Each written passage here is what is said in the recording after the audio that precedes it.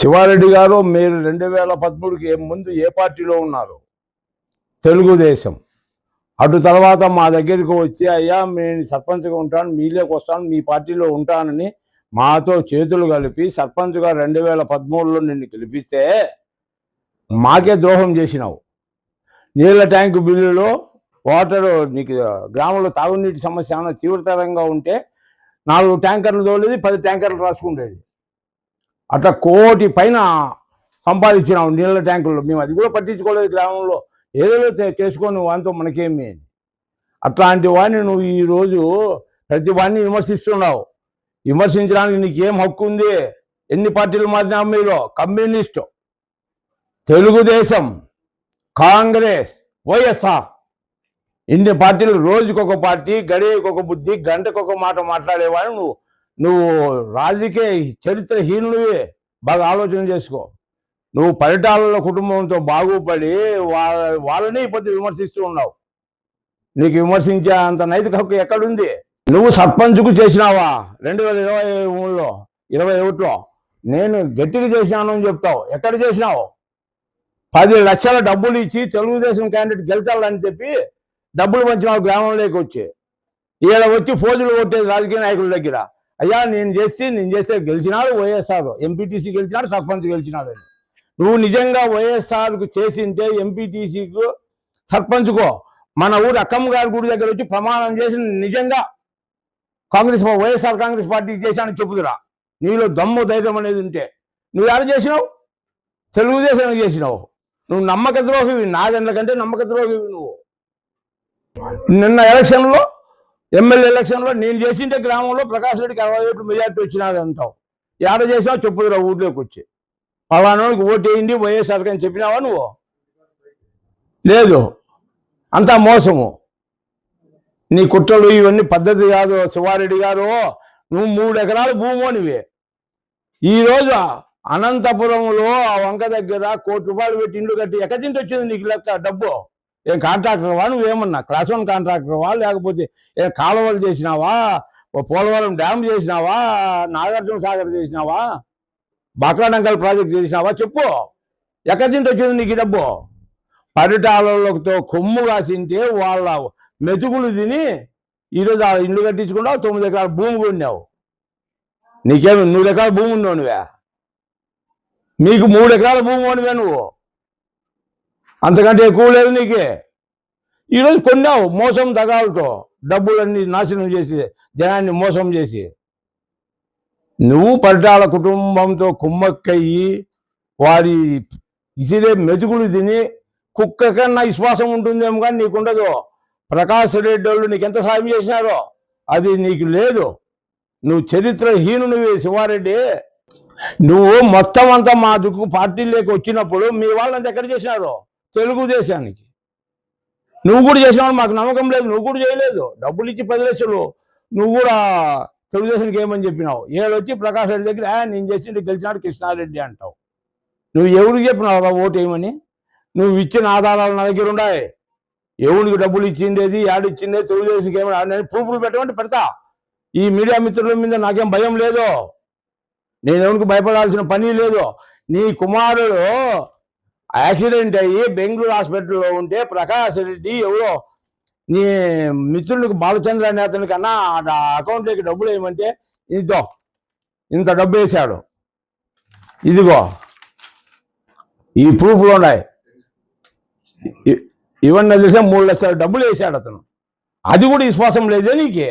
నీకు single window president వాళ్ళు పిలిచి రూపాయి ఖర్చు లేకుండా సింగిల్ విండో ప్రెసిడెంట్ చేస్తే నువ్వు ఇప్పుడు వాళ్ళకే ద్రోహం చేస్తున్నావు. మళ్ళా కూడా సెకండ్ టైం నాకు ప్రెసిడెంట్ కావాలని వచ్చి అడిగితే 3 రోజులు టైం ఇచ్చినాడు ప్రకాష్ రెడ్డి. ఏంటికి ఇచ్చాడు నీకే? మీ ఊర్లో జనాన్ని ఎవరినో పిలుచుకొని రాపరా, నీ పేరు బలపరిస్తే నీకే ఇస్తాను అన్నాడు. ఒక్కడు రాలని వెనకైతే ఊర్లో జనము. వాడంతా మోసమైన చంద్రబాబు నాయుడు కంటే ఇంకా ద్రోహి వాడు. నీకు పరిటాల కుటుంబంతో కుమ్మక్కై తోపుదొర్తి కుటుంబాన్ని విమర్శించేంత నైతిక హక్కు నీకు ఎక్కడుంది? రాప్తాడు మాజీ ఎమ్మెల్యే తోపుదొత్తి ప్రకాష్ రెడ్డి అన్న మీద ఒక విశ్వాసం లేని ఒక గుడ్డి కుక్క మరుగుతుంది. నిన్నటి రోజున తను ప్రకాష్ రెడ్డి గురించి మాట్లాడే అర్హత అతనికి లేదు. మేము కూడా ప్రెస్ మీట్ పెట్టి మాట్లాడాల్సిన అవసరం కూడా లేదు వాని గురించి. కాకపోతే ప్రకాష్ అన్నను మాట్లాడినాడు కాబట్టి ఆ బాధతో మేము మాట్లాడాల్సి వస్తుంది. ఆ శివారెడ్డి అనేవాడు తోపుదత్తి కుటుంబంలో సరుకులు మోసేవాడు. ఇంట్లో కాయగూరలు సరుకులు ఇట్లాంటివన్నీ మోసే నా కొడుకోడు. వాడు ఆ సరుకుల్లో కూడా కమిషన్ కొట్టేవాడు. వాడు ప్రతిసారి మనము ఏదన్నా కానీ ఫంక్షన్లు జరిగితే ఎప్పుడు అన్నం చేసేసాట వాడు కాయగూరలు తెచ్చేకి సరుకులు తెచ్చేకి ఉండేది. ఏమబ్బా ఇంతగా ఉన్నాడని మేము అనుకుంటే ఆ సరుకుల్లో వాడు ఆడ కమిషన్ కొడుతున్నాడు ప్రతిసారి. అది మేము కనుక్కొని మా ప్రకాశ్ అన్నకు వాళ్ళకు మేము చెప్పినామన్నమాట. అన్న ఇట్లా పని జరుగుతుందన్నా, ఈ గుడ్డోడు ప్రతిసారి లెక్క కొట్టేస్తున్నాడు, మీరు కనుక్కోలేదు అంటే అప్పటి నుండి కొద్దిగా అన్న వద్దు లేవాడు అని పక్కన పెట్టడం వల్ల వానికి ఆ కోపం వచ్చి ఇక్కడి నుండి పోయి వేరే వాళ్ళతో చేతులు కలిపేవాడు అక్కడ పోయినాడు అనమాట. అదే కాకుండా స్థానిక సంస్థ ఎలక్షన్లో సర్పంచ్ సీట్ అడిగితే అక్కడ కృష్ణారెడ్డి అనే అన్న బాగా మంచి వ్యక్తి, ఊర్లో వాళ్ళంతా వచ్చి సర్పంచ్ టికెట్ అన్న కావాలని అడిగారు, చేసినాడు. సర్పంచ్ ఆయన నిలబడితే ఈ నా కొడుకు ఊర్లో పోయి ఓట్లు అడక్కోకుండా వీడు ఆర్ఎంపీ గెస్ట్ హౌస్ లో ఉండి వాళ్ళందరినీ టీడీపీకి ఓట్లు వేయించి కృష్ణారెడ్డి నేను ఓడిల్లని ప్రత్యక్ష సాక్షి. మేము ఆర్ఎంపీ గెస్ట్ హౌస్ లో మేము ఉన్నాం, మా ఊరు కృష్ణారెడ్డి ఓడిపోతాడు, మా ఊరు కృష్ణారెడ్డి ఓడిపోతాడు. ఇట్లాంటిలో పెట్టుకోవాలంటే ఇంకెట్లా పెట్టుకుంటారు? కాబట్టి పార్టీకి ద్రోహం చేసినాడు కాబట్టి పార్టీ నుండి సస్పెండ్ చేసినారు. అవన్నీ సస్పెండ్ చేస్తే నిన్నటి రోజున ప్రకాష్ అన్న సర్పంచుల పదవి విరమణ జరిగితే దాంట్లో వేరే వాళ్ళు మాట్లాడే విధానం చూసి వేరే వాళ్ళు ఇట్లా కేతిరెడ్డి అన్న ఇట్లా మాట్లాడానన్నా అని అన్నంటే సరే ఓకే, కేతిరెడ్డి అన్న మాట్లాడాడు సబాస్ అన్నాడు అన్న. కేతిరెడ్డి అన్న కానీ అనంత వెంకటరామరెడ్డి కావచ్చు, ఇంకోరిని కావచ్చు ఏం పేరు ఎత్తే అనలేదే. ఇక్కడుకు వాళ్ళందరినీ పిలుస్తున్నాడు, మిమ్మల్ని అన్నాడు. ఎక్కడ పేరు ఎత్తలే. ఇట్లా నా కొడుకులు నువ్వు ఈడే కాదు, ఇట్లా నా కొడుకుని వాళ్ళకు కూడా పెద్దలకు కూడా చెప్తున్నాం మేము, ఇట్లా నా కొడుకు ఆడు ఉన్నా కూడా మీకు కూడా చెడిపే. ఈడ అన్నం పెట్టి సాకిన వాళ్ళని ఈ ప్రకారంగా తిడుతున్నాడు అంటే వాడు మిమ్మల్ని వదిలిపెడతాడా? కాబట్టి జాగ్రత్త. ఏ శివారెడ్డి ఇంకొకసారి తోపుదత్తు ప్రకాష్ రెడ్డిని కానీ వాళ్ళ కుటుంబంని కానీ నువ్వు ఎక్కడైనా మాట్లాడితే బజార్లో ఈడ్చిడిచి తంతాం. బాగా చెప్పింటాం. ఎవరు మాట్లాడలేదని నువ్వు మాట్లాడతావాలే. ఇంకా కూడా నువ్వు ఏమేమి మాట్లాడుతున్నావు? ఎవరెవరో పేర్లు చెప్పేది కాదని నువ్వు పత్రాలు రాసుకుంటే వాళ్ళ పేర్లు కూడా చెప్తావు కదరా నువ్వు. వాళ్ళు పెద్ద పోడంగులా ఏమన్నా? ప్రకాశ్ అన్నకు 32 ఎకరాలు ఉందంటున్నావా? లే, తోపుదత్తి కుటుంబం 1000 ఎకరాలు రా, 1000 ఎకరాలు పోయి చూడు. ఇప్పుడు కూడా ఇంకేదో నీదేదో చెప్తూ ఏదో మధ్యరెడ్డి వాళ్ళు ఏదో చెప్తూ నెక్క 1000 ఎకరాలు ఉందని. 1000 ఎకరాలు ఉండే నా కొడుకు వీడొచ్చి కాయగూరలు ఇంటికి మొత్తంలో రా. నువ్వు 1000 ఎకరాలు ఉండేవాడు కాయగూరలు మొత్తాడా? జాగ్రత్తగా మాట్లాడితే బాగుంటుంది. ఇంకొకసారి ఎప్పుడైనా కూడా ప్రకాశ్ అన్న కానీ ఎవరినైనా మాట్లాడితే ఈడ్చిడి తంతాం చెప్తున్నా. మమ్మల్ని అందరినీ దాటుకొని ప్రకాష్ రెడ్డి అన్న కుటుంబాన్ని జోలు పోలా. ప్రకాశ్ అన్న రెడ్డి గురించి నువ్వేదరా మాట్లాడేది? 1000 బోర్లు రా. లే, నీ చేతుకుండానే ఎన్ని బోర్లు వేపించలేదురా? ఏం తెలియదా నీకు? ఎంతమందికి రా సాయం చేసిన నీ చేతిలోనే చెబుతావు కదరా. ప్రతిసారి పులుకుంటే పోయినప్పుడు అన్న వాళ్ళకి వీళ్ళకి అంటే ఇవ్వలేదా? అది ఆ విశ్వాసం అన్న ఉండాలి కదరా నీకు.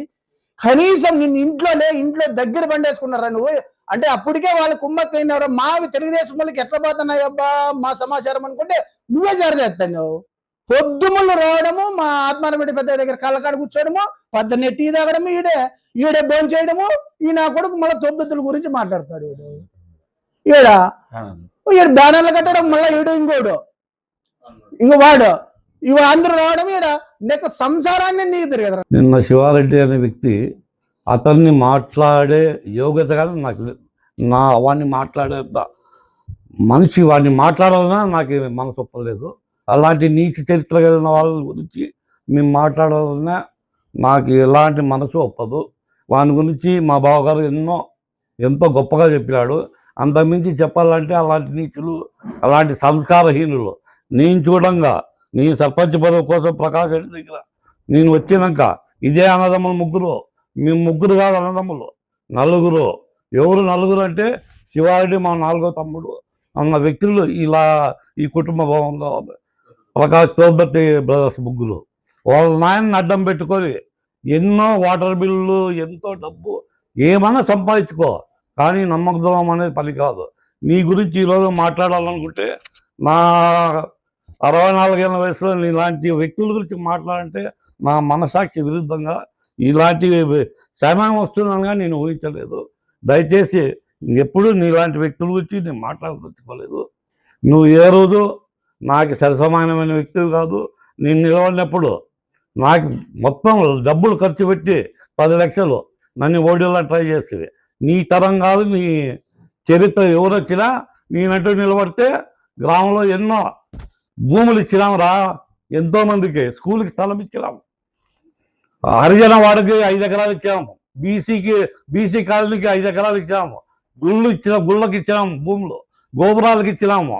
1000 ఎకరాలు ఎక్కడి నుంచి వచ్చినాయరా నీ కుటుంబానికి? మాకు లేవు. మా తాత 600 కుటుంబాలు, మా నాయన సెంట్రల్ ఫ్రీడమ్ ఫైటర్, మా నాయన ఒక్కొక్క కుటుంబానికి బీసీ, ఎస్టీ ప్రతి కుటుంబానికి 5 ఎకరాలు దానం ఇచ్చాడు. నీ ప్రూఫ్తో సహా చూపించాడు. ఈ వంశం నుంచి ఎవరన్నా కానీ ఒక్క సెంటు భూమి నీ వంశంలో ఎవరైనా సరే ఛాలెంజ్ చేసి మీసం చెప్తున్నా. నీలాంటి నీచుల గురించి నీ మాట్లాడాలంటే నాకు సిగ్గుచేటుగా ఉంది. ఇంకా నేను మాట్లాడదలుచుకోలేదు. ఈ అవకాశం ఇచ్చిన మీడియా మిత్రులకి, నువ్వు ఒక కుటుంబాన్ని విమర్శించేటప్పుడు విశ్వాసం గల కుక్క మారి ఇంట్లో వంట రూముల్లోకి కానీ నీకు అవకాశం ఇచ్చిన కుటుంబం ఇది.